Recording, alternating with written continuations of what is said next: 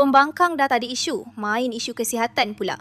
Kecoh di media sosial, geng-geng pemerhati pembangkang sakan kutuk Menteri Kesihatan Dr. Zul kononnya gagal pertahankan bajet KKM sampaikan kena potong 3.1 bilion ringgit.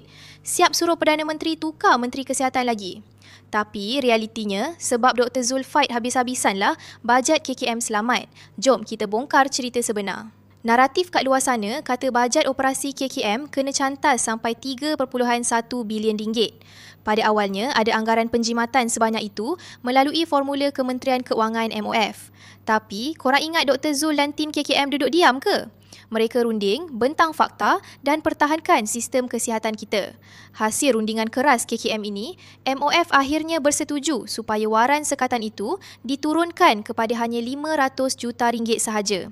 Jauh beza 3.1 bilion ringgit dengan 500 juta ringgit tu. Dari cadangan asal penyelesaian perbelanjaan kepada KKM, MOF telah mempertimbangkan setakat 500 juta sahaja berbanding dengan angka yang berlega dalam media sosial 3.1 bilion. Jumlah ini tidak melibatkan perbelanjaan utama seperti emolument, bekalan ubat, allowance, masa, termasuk on-call dan sebagainya. Dengar tu. Benda dah disahkan di Dewan Rakyat. Angka 3.1 bilion ringgit tu tak wujud. Dan untuk pengetahuan korang, sekatan 500 juta ringgit ni pun bukan potong duit beli ubat tau. Ia cuma pelarasan teknikal untuk bajet gaji bagi jawatan-jawatan kosong yang tak dapat diisi tahun ni. Itu je. Bajet nak beli ubat, penyelenggaraan hospital, vaksin dan semua tu jalan macam biasa.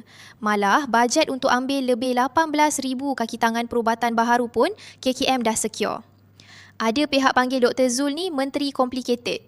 Realitinya, nak urus bajet kementerian kedua terbesar negara memang perlukan seorang menteri yang teliti, faham teknikal dan berani berdepan dengan MOF demi pesakit dan rakyat.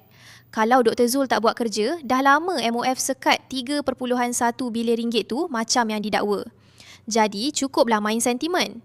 Sistem kesihatan kita tak nazak. Yang nazak tu adalah modal kempen pembangkang yang asyik nak pusing fakta.